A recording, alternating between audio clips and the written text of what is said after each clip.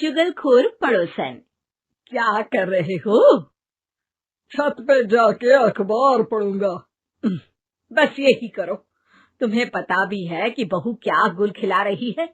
उसने नया Facebook account बना लिया है। रोज 10 फोटो डालती है। हमारे परिवार की तो नाक कटवा देगी ये। और तुमको ये बात कैसे पता चली? अरे पड़ोसन ने बताया। उसकी बहू भी फेसबुक पर है ना, तो उसको पता चल गया। हाँ हाँ, जैसे तुम तो बहुत भोली हो। पड़ोसन रोज सास को उसकी बहू के नाम पर भड़काती थी। आज तो आपकी बहू कह रही थी मुझसे आके कि आप दिन भर खाती रहती है, खा खा के घटोत्कच हो गई है। क्या? उसने मुझे घटोत्कच बोला? अरे वो खुद ना कटी सुपर्णखा है।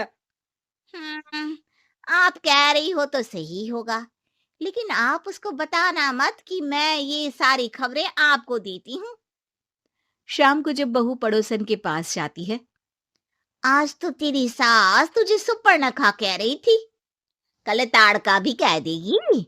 पता नहीं इतनी अच्छी बहू मिली है, फिर भी वो तुझे राक्षसी क्यों समझती है? आप कितनी अच्छी हैं। आप मेरी सास की हर बात मुझे बता देती हो, वरना मुझे पता ही नहीं चलता कि वो मेरी पीठ के पीछे इतनी बुरी बात करती है।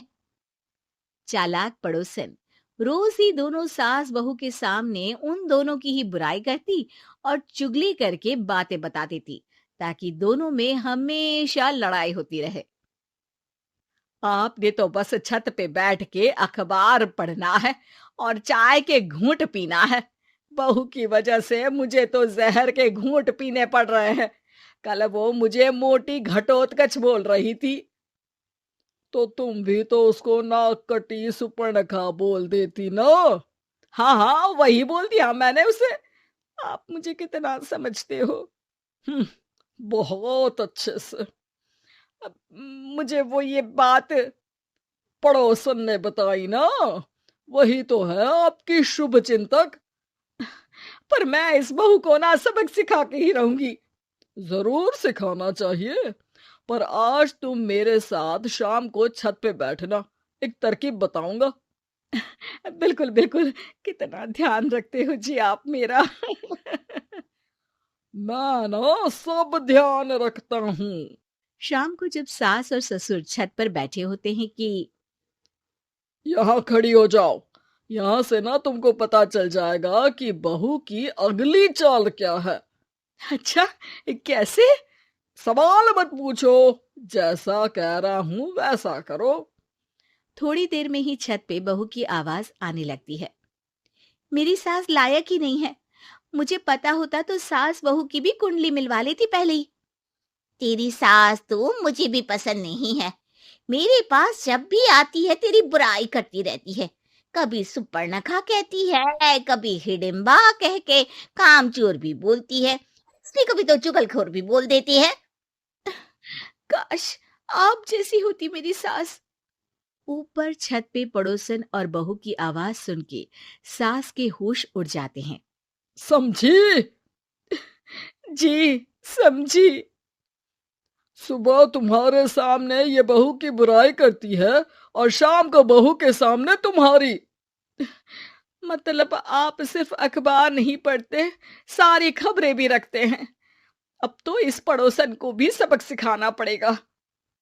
शाम को सास बहू को जाके पड़ोसन की साजिश के बारे में बता देती है। हाँ, मुझे माफ कर दो माँ जी। तुम भी अपनी माँ जी को माफ कर दो, इन्होंने भी तो तुमको बहुत कुछ कहा है। अरे बस बस, अब ये सोचो कि पड़ोसन को सीधे कैसे करना है। अगले दिन सुबह पड़ोसन सास का इंतजार कर रही होती है, लेकिन वो देखती है कि वहां सास और बहू एक साथ आ जाते हैं। अरे अरे, आज दोनों एक साथ। हाँ, सोचा कि बहू की पीठ पीछे बुराई करने से क्या फायदा, मुंह पे ही बोलती हूँ मैं। हाँ, मैंने भी सोचा आपको 2 बार मेहनत करनी पड़ती है, एक ही बार में काम खत्म कर लोगी। हैं? वो मैं आप लोगों को कैसे पता चला? क्योंकि ऊपर वाला सब देख रहा है। पड़ोसन ऊपर देखती है, वहां ससुर खड़े होकर हंस रहे होते हैं। अ, मतलब आप हमारी बातें सुन लेते थे? हाँ, सुन लेता था और मजे भी लेता था। आपको तो शकुनी होना चाहिए। क्या चाल खेली है आपने, एकदम सास बहू के सीरियल जैसी। तो बताओ पड़ोसन जी, मेरी बहू ने आपसे अब मेरे बारे में क्या बोला? यही बोला कि सास बहुत अच्छी है, बहुत ध्यान रखती है। अच्छा, और सास ने मेरी क्या बुराई की? नहीं ना की बुराई, हमेशा तारीफ करती है। भगवान सबको ऐसी सास दे। मेरी गलती है जो मैंने आप लोगों में आग लगाने की कोशिश की। पर छत पे लगा हुआ सीसीटीवी, यानी कि शर्मा जी सब देख रहे थे। हाँ जी, मुझे माफ कर दीजिए। माफ क्या, आपको तो अब हम साफ ही कर देंगे अपने वालों की लिस्ट से। आज से आपकी और हमारी बात बंद, लेकिन बुराई जारी रहेगी।